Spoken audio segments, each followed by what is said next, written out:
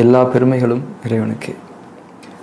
நம்முடைய உள்ளுறுப்புகளின் இயக்கங்களாகட்டும், நம்முடைய கை கால்கள் மற்றும் புலன்களின் இயக்கங்களாகட்டும், நம்முடைய மனதின் இயக்கங்களாகட்டும், ஒவ்வொன்றையும் சூழல்களுக்கு தக்கவாறு, தேவைகளுக்கு தக்கவாறு ஒவ்வொரு மாதிரியாகத்தான் நாம் செய்கின்றோம். ஆக நம்முடைய பல்வேறு செயல்பாடுகளுக்கு தக்கவாறு நமக்குள் பல்வேறு விதமான அழுத்தங்களில் இரத்தமானது பாய்ந்து பரவ வேண்டிய தேவை உள்ளது. ஏனெனில் இரத்தத்தின் மூலமாகவே நம்முடைய செயல்பாடுகளுக்கான சக்தியானது கொடுக்கப்படுகின்றது. அதுவும் சில நோய்த்தன்மைகள் நம்முடைய உடலில் ஏற்பட்டிருக்கும் போது அதனை சரி செய்வதற்காகவும் நமது உடலில் இரத்த அழுத்தம் உயர வேண்டிய தேவைகள் ஏற்படும். அந்த நோய்த்தன்மைகள் சரி செய்யப்பட்டு விட்ட பிறகு மீண்டும் அந்த இரத்த அழுத்தம் இயல்பு நிலைக்கு திரும்பிவிட வேண்டும். ஆக இரத்த அழுத்தத்தில் நிகழக்கூடிய இந்த ஏற்ற இறக்கங்கள் நம்முடைய உடலின் சுகமான இயக்கத்திற்கு எந்த அளவுக்கு முக்கியமானது என்பதை நாம் உணர்ந்தவர்களாக இருக்க வேண்டும். நம்முடைய இரத்த குழாய்களின் ஊடாகவே இரத்தம் நம்முடைய உடல் முழுக்க பாய்ந்து பரவுகிறது. இரத்த குழாய்களின் சுருங்கி விரியும் தன்மையை கொண்டே இரத்தமானது நம்முடைய உடலில் பல்வேறு தேவைகளுக்கு ஏற்ப வெவ்வேறான அழுத்தங்களுடன் பாய்ந்து பரவுகின்றது. அதாவது இரத்த குழாய் சுருங்கும் போது அதனுள் பாயும் இரத்தம் அதிக அழுத்தத்துடன் வேகமாக பரவி பாய்கின்றது. இரத்த குழாய் விரியும் போது இரத்தம் இயல்பான அழுத்தத்திற்கு திரும்புகிறது. நமது உடலின் இரத்த அழுத்த மேலாண்மை ஆரோக்கியமான தன்மையில் நடைபெற வேண்டியது நம்முடைய உடலின் சுகமான இயக்கத்திற்கு இன்றியமையாத ஒன்றாகும்.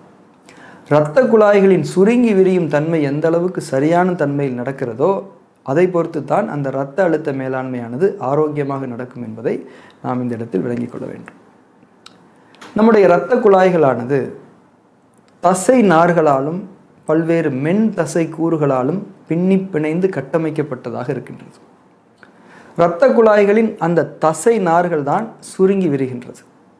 அந்த தசை நார்கள் சுருங்கி விரியும் இயக்கத்தை கொண்டுதான் இரத்த குழாய்களின் சுருங்கி விரியும் தன்மை என்பது நடைபெறுகிறது. இரத்த குழாய்களுடைய தசை நார்கள் தான் சுருங்கி விரிகிறது. அதன் விளைவாகவே இரத்த குழாய் சுருங்கி விரிகின்றது. இதனை அடிப்படையில் நாம் மிக முக்கியமாக புரிந்து கொள்ள வேண்டும். அதோடு இன்னொன்றையும் நாம் விளங்கிக் கொள்ள வேண்டும். இரத்த குழாய்கள் உள்ளிட்ட நம்முடைய உடலின் அத்தனை தசை நார்களுக்கும் சுருங்கி விரிந்து இயங்குவதற்கான உயிர் சக்தியை வழங்குவது நம்முடைய கல்லீரல் என்ற உறுப்பாகும்.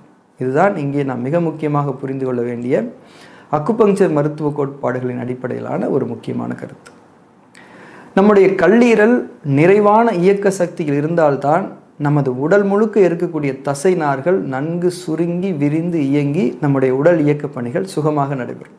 முக்கியமாக நம்முடைய இரத்த குழாய்கள் நல்ல முறையில் சுருங்கி விரிந்து இயங்க முடியும். அது நம்முடைய உடல் ஆரோக்கியத்துக்கு எவ்வளவு முக்கியம் என்பதை நாம் முன்னர் புரிந்து கொண்டிருந்தோம். ஒரு உதாரணத்திற்கு, ஒருவருக்கு உடலில் ஒரு நோய்த்தன்மை உருவாகி இருக்கின்றது என்று வைத்துக்கொள்வோம். ஒரு சளி ஏற்பட்டிருக்கின்றது என்று வைத்துக்கொள்வோம். அந்த சளி எனும் கழிவை உடலை விட்டு வெளியேற்றுவதற்காக நம்முடைய நுரையீரலை நோக்கி இரத்தமானது அதிக அழுத்தத்தில் பாய்ச்சப்பட வேண்டும். அப்போதுதான் அந்த சளி கழிவுகளை நுரையீரலானது உடலை விட்டு நீக்கி நமக்கு சுகம் தரும்.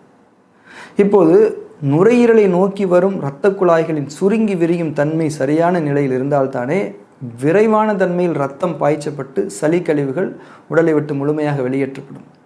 மேலும் சளி கழிவுகள் உடலை விட்டு முழுமையாக வெளியேற்றப்பட்டு விட்ட பிறகு இரத்த அழுத்தமானது இயல்பான நிலைக்கு திரும்பவும் வேண்டும் தானே. இதனை நாம் மிகச்சரியாக புரிந்து கொள்ள வேண்டும்.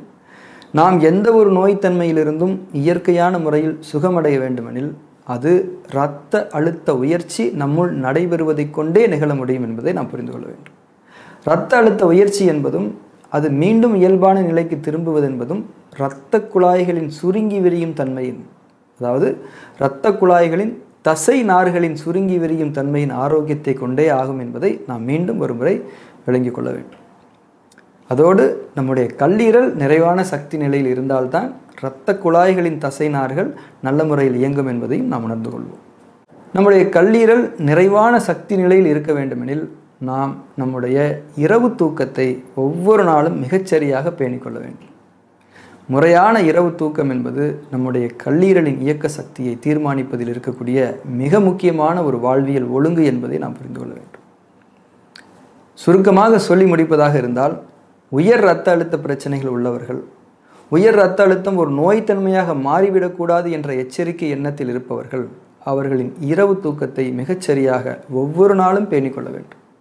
இரவு 9-9:30 மணிக்கெல்லாம் தூங்கச் செல்லக்கூடிய பழக்கத்தை உறுதியாக ஏற்படுத்தி கொள்ள வேண்டும்.